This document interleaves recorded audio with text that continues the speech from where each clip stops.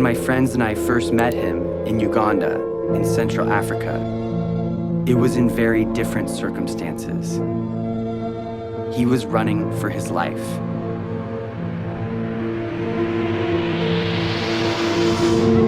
You go to school here? Yes. Yes, that's how you know English so well. I know. Yeah. How many nights have you stayed here?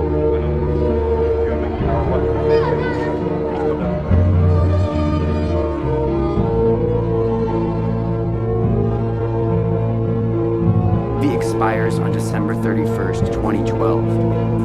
And its only purpose is to stop the rebel group, the LRA, and their leader, Joseph Kony.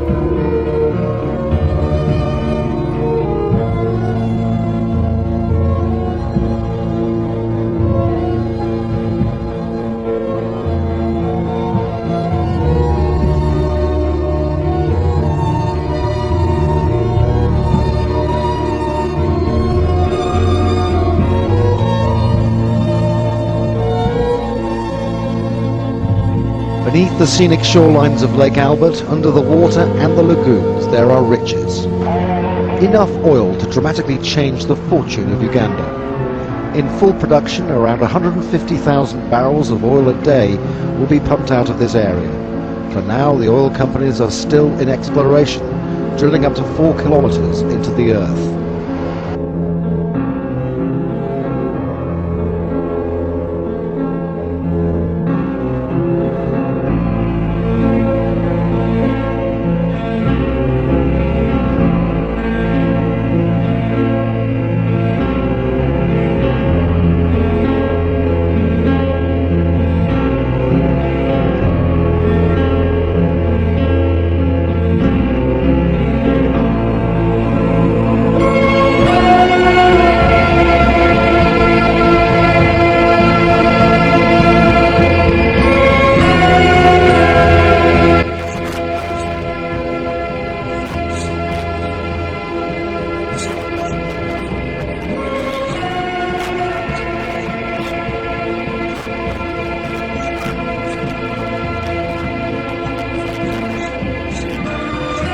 The past decade has seen unparalleled Chinese investment in countries across Africa, from Guinea to Sudan.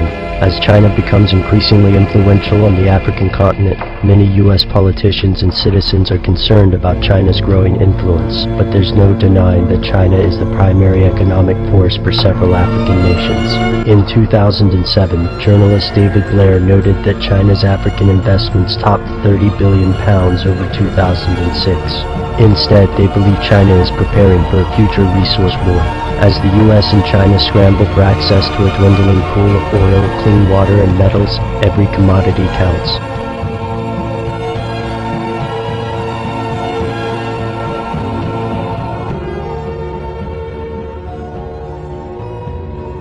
Well, it goes way beyond Libya, in fact. I'm working on a story at the moment, pitting the Pentagon against China. This is the big story in Africa for the next 50 years, I would say. Starts in the beginning of the 2000s with the creation of the African Union. Gaddafi was very important in this mechanism. It was a mechanism to give a political voice to Africa, and in terms of better unified Africa, in terms of political decisions and of course economic integration.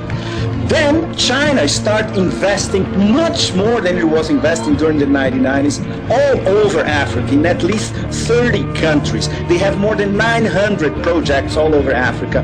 They are the #1 oil importer from Angola, for instance. They import materials, platinum materials and metals from at least a dozen different African countries. And then came the reaction from the Pentagon. 2007, 2008, with the African Command, which has just launched its first African war when they launched the Tomahawks 3 weeks ago against Tripoli, basically. So now, this is the chessboard. It's the Pentagon via African against Chinese investments. And in the middle are, I would say, at least 50 African governments, and they are scrambling to see, okay, what we're gonna do now.